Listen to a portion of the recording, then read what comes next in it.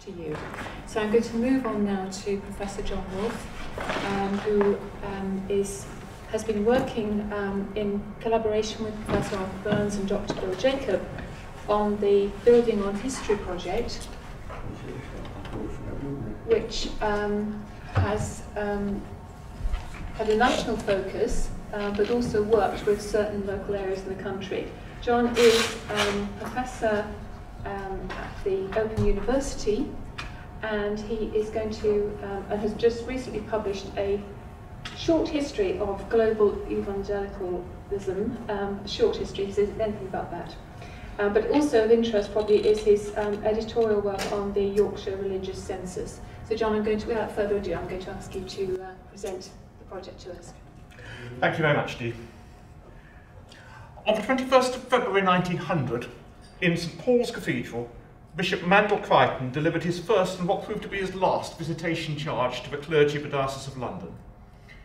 He began by reflecting briefly on the particular challenges of his own position and of London itself, but quickly moved on to focus on current ecclesiastical controversies, especially the nature of Holy Communion and the practice of confession.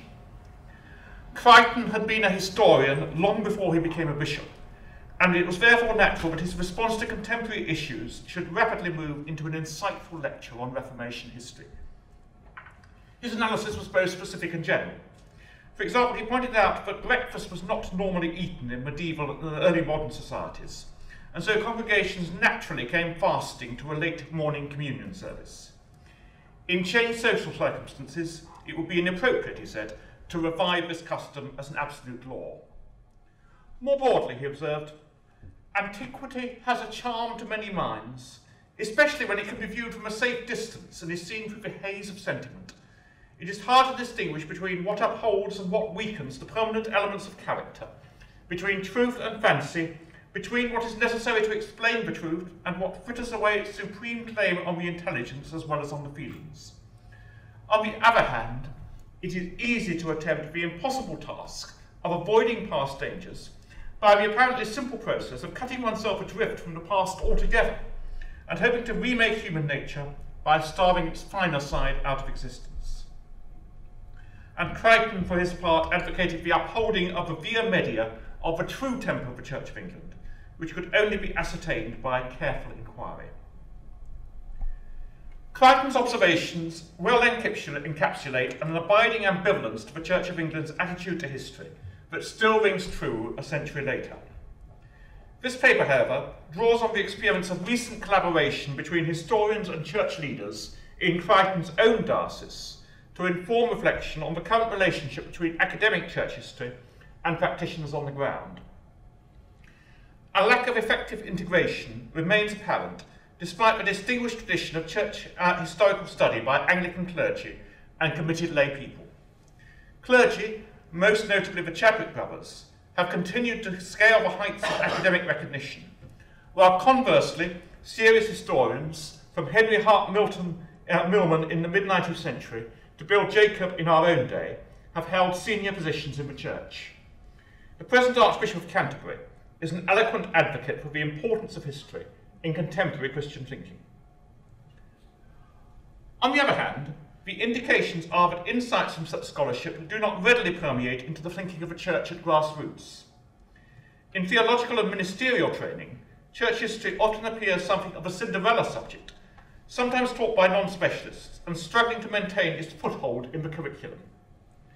There's an interesting contrast here, I think, with the training of army officers. The Royal Military Academy Sandhurst describes, quote, modern military history as a key component of an army officer's training, and one of the institution's three main departments is War Studies, with 14 members, most of whom are historians. The course includes a 2-day trip to Normandy, during which cadets examine real tactical level scenarios from the 1944 campaign. 20th century specialisms predominate among the staff, but there were some with interests in the Revolutionary and Napoleonic Wars. If the British Army deems it useful for officers likely shortly to be commanding units in contemporary Afghanistan to have a detailed on-the-ground understanding of battles fought over 60 years ago, and at least some awareness of more remote military history, it would seem suggestive, at least by analogy, of potential more mainstream and practical applications for history in the contemporary church. It was with such considerations in mind that in 2007, in collaboration with Arthur Burns of King's College London, and in partnership with the Diocese of London and Lambeth Palace Library, I submitted an application to the ARCC's Knowledge Transfer Scheme for a project on modern religious history and the contemporary church. The Diocese of London seemed an especially appropriate partner for such a venture, in view of its strategic location, rich history of innovation, and recent record of significant church growth, against the trend of continuing overall Anglican decline. The focus of the project was on the 19th and early 20th centuries, reflecting both the expertise of the applicants and a sense that significant and meaningful analogies could be drawn to the present, especially in respect of the impact of large-scale migration on religious life in the metropolis. The venture also received enthusiastic support from the diocesan bishop, Richard Charters, and committed day-to-day involvement from Archdeacon Bill Jacob. Lambeth Palace Library were involved as a further partner as the main depository for the papers of successive bishops of London, although much relevant archival material, especially for parish historians, is also held by the Guildhall Library and the London Metropolitan Archives. There have been two main strands of activity. First, an online resource guide has been developed, designed to provide accessible guidance for those with historical interests, but without formal historical training, who want to investigate London church history for its own sake, or in order to contextualise a present-day situation or problem. Users are encouraged to begin with easily accessible activities, such as reading the building of their local church before plunging into the archives. And so an analogy here with Helen's idea of being church detectives, which she was talking about earlier. We encourage people to sort of develop an initial approach of sort of look, listen, read, and only then sort of move into more detailed archival research.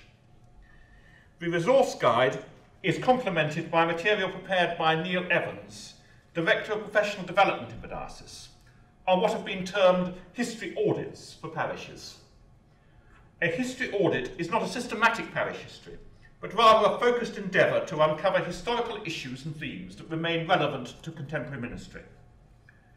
For example, the physical situation of church buildings imposes specific opportunities and constraints that may well be usefully understood in a historical context.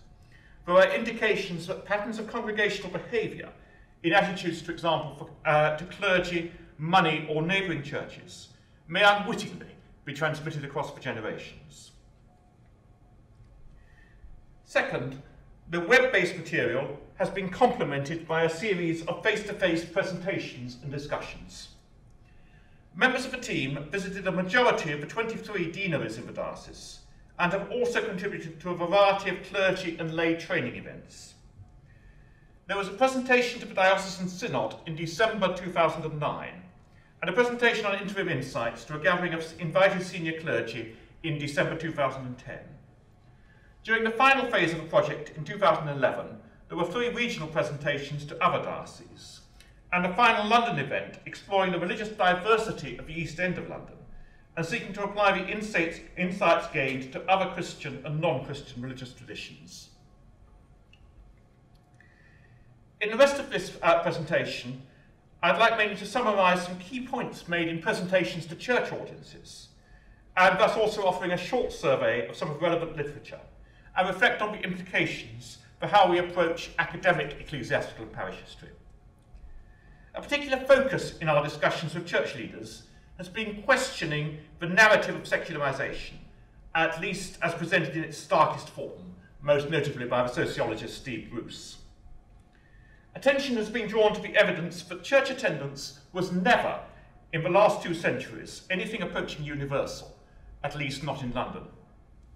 Audiences have been given examples of significant religious vitality in the period, notably the massive church building and home mission initiatives undertaken during the episcopates of Charles Bloomfield and Archibald Campbell Tate in the mid-19th century, and the later 45 Churches Fund, providing places of worship for newly suburbanised northwest London in the 1920s and 30s.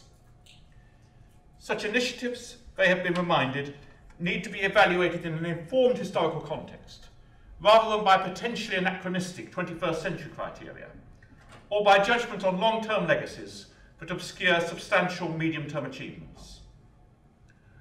Moreover, popular attitudes have been characterised as not wholly secular, but rather as manifesting what has been called a diffusive Christianity, or vicarious religion, and a non-specific supernaturalism that was conducive to maintaining residual links with the churches through rites of passage, and was potentially responsive to effective mission. Hence, the church presence has been presented as one of change and fluctuation, rather than of inexorable decline.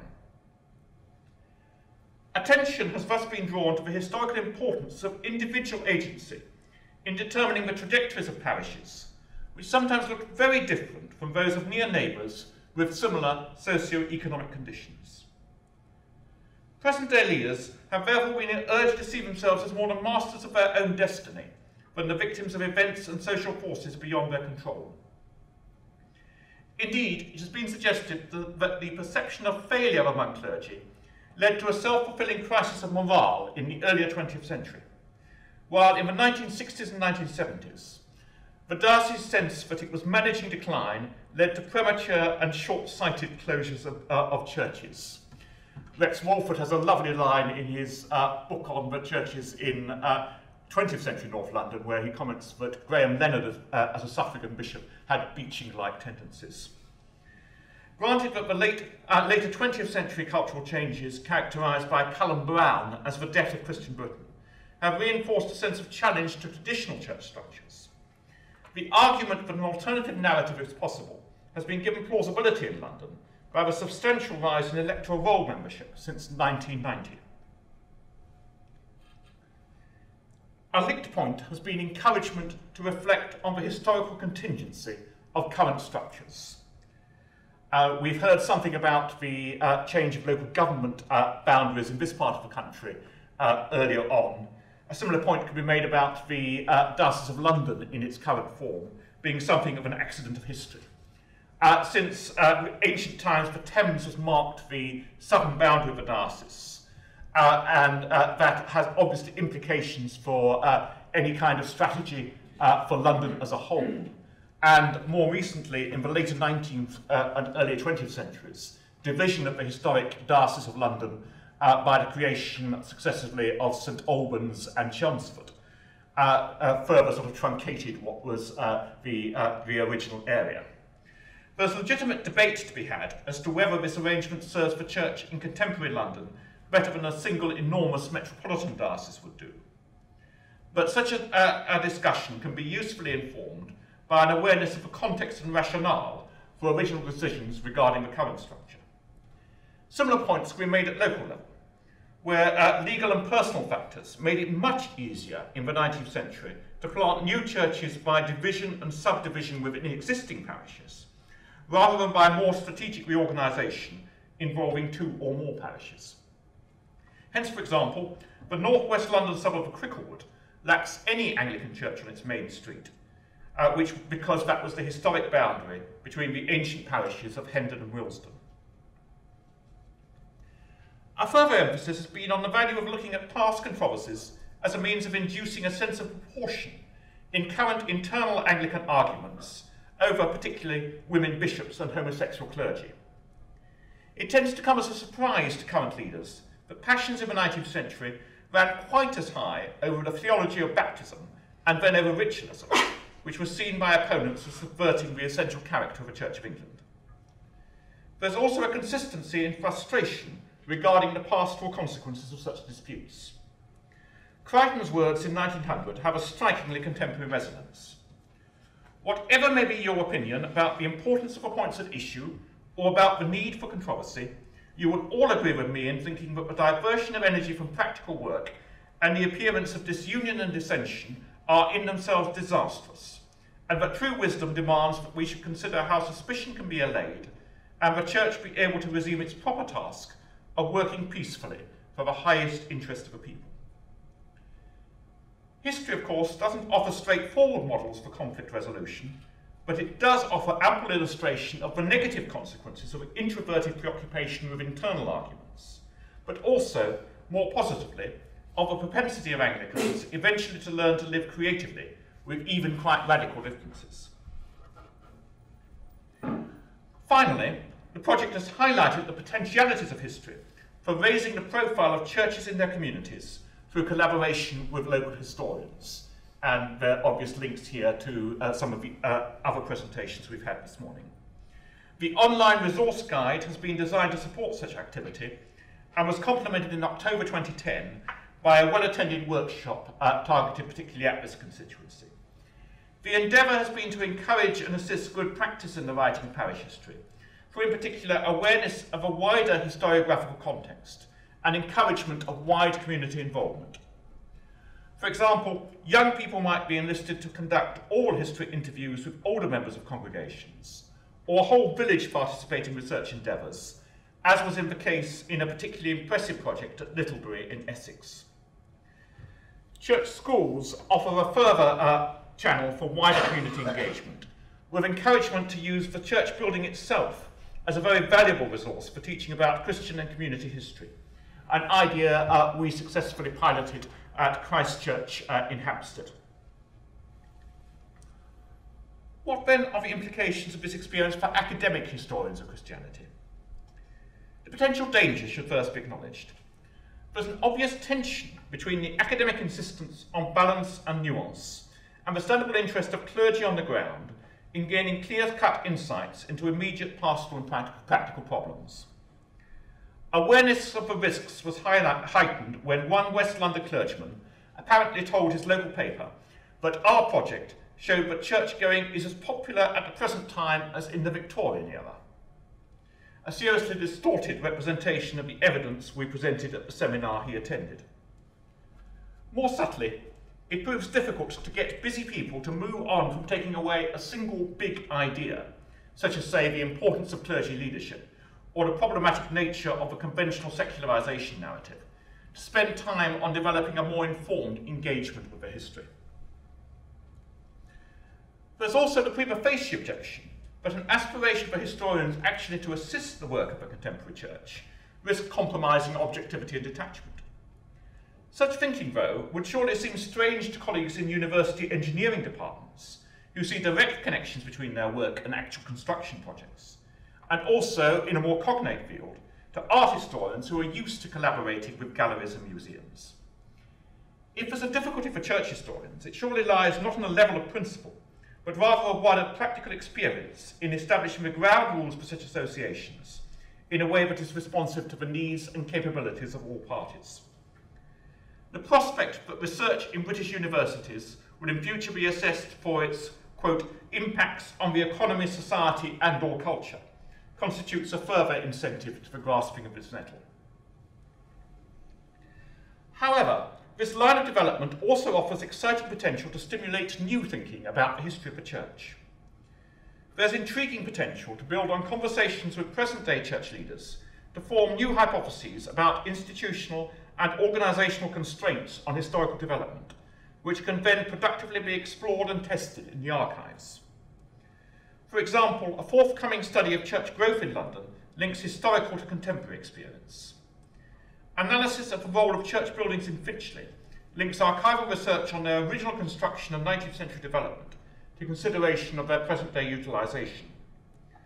Moreover, it's hoped that if the project succeeds in its aim of stimulating and facilitating more rigorous community-based research at the parish level, this will in years to come provide building blocks for academic analysis of grassroots church life, but is more sensitive than hitherto to the rich tapestry of varied local experience.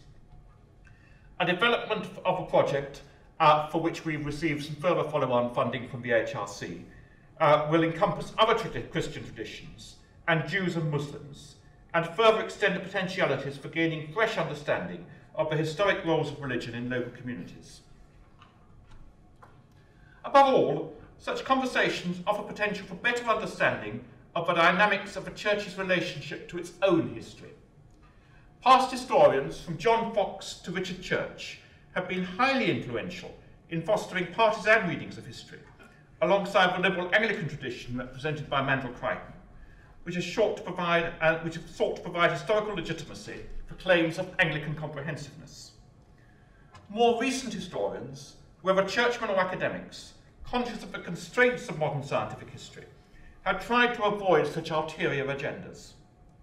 Arguably, however, while church history has gained in objectivity, it has lost in obvious relevance to the needs of practitioners.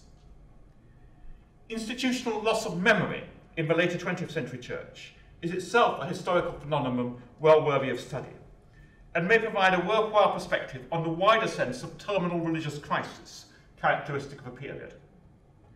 However, the deficiency is also one which is worth seeking to correct in the future by emphasising the value of history, not as a resource for perpetuating past battles, but rather as one for stimulating creative innovation in pastoral and community engagement. It's important not to have the illusion that the task is a straightforward or short-term one. The Building on History project has benefited from substantial public funding, an able and committed team, enthusiastic collaborators, and the direct personal interest of both the Bishop of London and the Archbishop of Canterbury.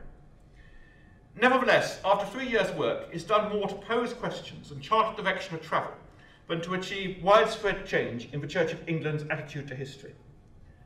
There's much more to be done, particularly in seeking to embed its ideas in the training and thinking of future clergy and lay leaders, a task that will require a wider commitment of parish historians, as well as of the Church itself. And on the final slide, contact details, a web link, unfortunately isn't showing very well, to our website, which will give you access to the online resource guide. And I've also brought with me a number of copies of the project report, which we recently produced, which are freely available to anybody who promises to read it. So thank you very much. Thank you very much indeed, John. Another very encouraging example of partnership. Any questions? I was very interested to see that on one of your days you had sessions for parish and local historians, and that obviously this was answering one of the questions, or starting to answer one of the questions we had earlier about encouraging partnership between local historians who hold so much material and parish churches which haven't, and clergy who haven't been encouraged to think seriously about history. Can you suggest some other ways forward, possibly, on this, or what are you doing to take this forward? Well, that particular event was a one-off, but a very successful one-off. I mean, it was actually, hosted by the Diocese of London as our partners, and quite widely publicised. I think we had about 50 or 60 people there, and I think the format was one we'd very much recommend, with some presentations from more academic historians taking a wider view of the kind of sort of contextual issues Helen was talking about with the timeline, and then having a series of case studies of a sort of variety of good practice and experience of how one is actually doing it on the ground. Talk about practical experience of gaining HLF funding, for example, for parish history, and the idea of using engaging young people as oral history researchers. A sharing of ideas, but it took quite a bit of organisation, and it was something we did once, but weren't in a position to repeat on a regular basis. So I think we have put the sort of some of the information about it on the website. I think one thing that prompted us to do it was the awareness that there are still some rather grim sort of local church histories being written out there, either by the sense of architecture without an awareness of the people in the building, or very much sort of wedded to the narrative of inexorable church decline, which in many ways we would want at least to problematise.